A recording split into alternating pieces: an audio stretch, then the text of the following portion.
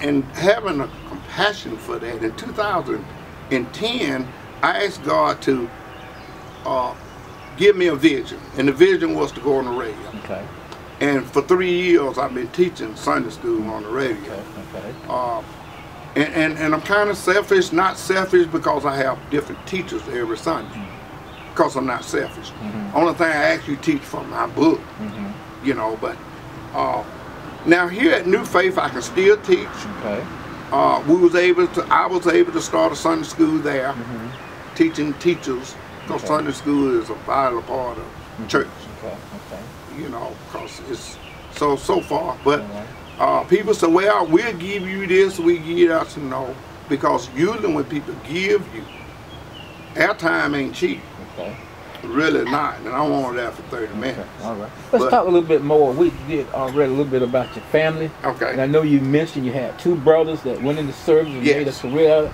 So they were older than you or younger than you? Well, I had one younger brother, which he died about 4 years ago with leukemia. But I have an older brother. He's retired from Fort Bragg. And they all live in Rock North Spring? Carolina. When y'all grew up? Oh yeah, we all community? grew up in Rock Spring. I think my older sister, maybe my younger sister, probably stayed some with my father. Okay. But most of the boys, we were raised up there in Rock Spring. So they went on to the service, you say, and retired? Retired from service, 20-some years. My older brother still works there. Okay. At the food center. Whatever. Okay. And did they go to this school or were? Yes, we all went. You all went to West Broad. Now my youngest brother was a year older, younger than I was, and my brother. See, my oldest brother, he got out of school at 70 from Barney Harris. Okay. Before the integrated. Gotcha. Yeah. Okay. And my younger brother actually finished Cedar Show. Cedar Show. Okay. Yeah. Okay. So everybody was kind of. And what about? Do you got a family, wife, children? Yes, I got. Tell me about that. Okay. How long you been married? I have a wife. Actually, was married 31 years to one wife. Okay. But she gone. I got a new one now. Okay. We only had one. I got 2 boys. 2 boys. And 1 girl. Okay. And they all grown. Okay. Yeah. What are they doing? My youngest boy, he's a diabetic. He's blind, and they just amputate one of his legs, but he's doing better. Okay, good. Because when you doing everything, you got to pay the consequences. I'm a diabetic, but I haven't had nothing taken because I live a good life. My wife now, we'll be married 3 years next month. We bought a new house in Hood, Georgia. Okay. We got 22 acres of land. All my horses got their own stalls. Let's talk about the horses, because I know you're known as the horseman. Yeah, that's right. Okay. Yeah. So tell me how you got into that business, that hobby. I always have a passion for horses. And in my first marriage, the type of work I have always done. I'm always gone 2 or 3 o'clock in the morning. You know, sometimes if I'm going further, they'll send a helicopter to pick me up. Wow. And actually, being a supervisor, I just started this year. Okay. So I'm kind of local because I'm training a person to take my position in the blasting side and in the rock quarry side. But we just one November I said, hey, I want some horses. You know, kids got it real big and grown. And my wife told me, she said, nah, you don't want no horse. So I'll never forget, it was on Thanksgiving Day. I bought 2 horses and went and got them and brought them back. And that's how it really started. Okay. Yeah. And how many you got now? I got 3. 3? Okay. Yeah, I probably done buried about 7. Really? Wow. Yeah, over the years. So how long would you say you've been doing that then? That was? 20 years. You've been okay, in horses. Okay. Yeah. Okay. Probably longer than that. Because the first house I had enough land to take care of. Okay. And through all the divorce and stuff, my kids and grandkids are raised up there, and I just gave it a house. Okay. I didn't want to sell it. Could have sold it, you know. Okay. And so then you got 17 acres, you say? Yeah. Okay. And that's why I inquired the piece of equipment, because when I bought it, I cleared 6 acres on my own. Okay. Because I wanted to do it my way, leave what trees and so after I retire next year, I'll finish cleaning the rest of it. And I know now you have done some work with the land trust. Yes, quite a bit. And they have the community garden, the that's right. West Broad Market, right here at this location. I know you've been involved with some of the Saturdays activities. And some bush hogging. Okay. I did a lot on Root Street, of course on Chase Street, and I'm probably going to end up doing a little more heavy equipment side. Okay. Because it's a lot of work to do at Root Street behind one of the houses. And like I told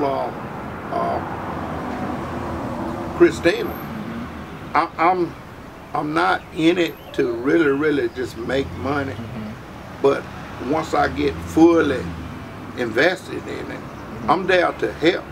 Yeah, I'm gonna make some money, right? But not to kill it, right? Because I think farmers market is a good thing for the community. Okay. Think about it. If it weren't for the land trust, this just would be a rundown, beat up place. So that's my next question. What do you think ought to happen to this building here? Well, location. Hey, as long as the land trust can keep it up, you know, probably do a little something. Did they get the kitchen going? I'm not sure. I know that. But right now, it's a good thing. It's right in the community. You have walk-in people that come, that's still in the community, and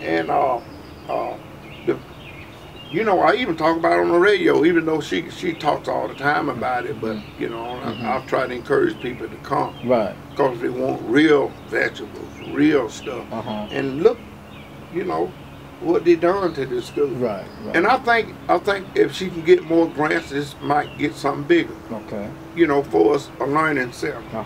Especially for people that say they can't get an education. Okay. You know what I'm saying? I'd like to see something like that. We can have people to come in and maybe get their GED or do some more for the community. You know, that, and I think that'd be a good thing. Okay. Where you say you get your inspiration from in terms of you's a go-getter. So where did you get that spirit from? Well, the spirit really came from a granddaddy. Okay. Because I see his name. Which one? My dad is dead. Okay. Which he was Grady Lee Fleming Senior. Senior. Okay. As a young lad, we used to go stay with granddaddy. And was that down in Oglethorpe? Oglethorpe. Okay. And of course, granddaddy died before we moved up here. Okay. But coming up as a young person, I wanted things in life, but I wanted to get it the right way, you know, and tap into. Now, of course, my inspiration is God all by himself. Okay. I can't do nothing without him, you know, and that's what I pressed on the radio. The alarm clock didn't wake us up this morning, and I'm always teaching people to always have a goal. You know, churches should have a goal. People should have a goal, and the goal might not come right then. But you still need to stretch for the goal. You know, when people say, well, I'm getting out of college, I can't find no job, but you got the education. You know, right. I'm not telling you because you got the education, you can't find what you want, but use your mind. Look at what's going on. You know, I often tell my kids that why you want to work somewhere when you can own the place. You know what I'm saying? Right. You know, and there's a lot of opportunity that went by with me, but I ain't do bad. And you say you got some of that from your grandfather. Yeah. Because so tell me, what did he do? What was the... Well, the biggest thing early in the morning, you had to get up. Had to get up, yeah. Okay. You know, you had chores to do. You had things to do, you know, and he always tell me, he said, son, if you're going to make it, In here, you got to work. Okay. So he talked to you. He talked to me all the time. Okay. You know, and it's still in me even back in 56, 57 when I really were eye to eye, you know, contact. But that is my motivator, and even my teachers. When I go and teach a class or somewhere, you know, I have learned a long time ago to keep God first. Okay. And be obedient. A lot of us got God, but we ain't obedient. You know, and I tell people, I always use me. You know, coming up, God was good to me. I loved it and I know them, but I wasn't locked in with it like I am now. Okay. You know, it took 20-some years through my first marriage to really find him. You know, you've been married for a long time and stuff just don't work out right. Okay. And then you try everybody except him. Okay. Anything else you want to tell us? Anything else you want to? Hey, all the thing I want to say is to the generation now. Okay, great. Never forget where you come from. You know, if it's raised up in the projects or anywhere, never forget where you come from. Too often time people move up north, get a higher education, and they know they were born down here in Rock Spring home. You were barefooted like I was barefooted, and then you come back with this northern accent. Like, hey, I remember we used to whoop your butt. And then the next day we play. You never forget where you come from. Right. Okay. Yeah. You know, and always have a goal. And I'm gonna retire next year, but I still gotta go. So, anything else? Only thing, this land trust. Okay. Keep doing what you're doing. All right. Because if it wasn't for you all, this place would just be a run-down place. Okay. Thank you.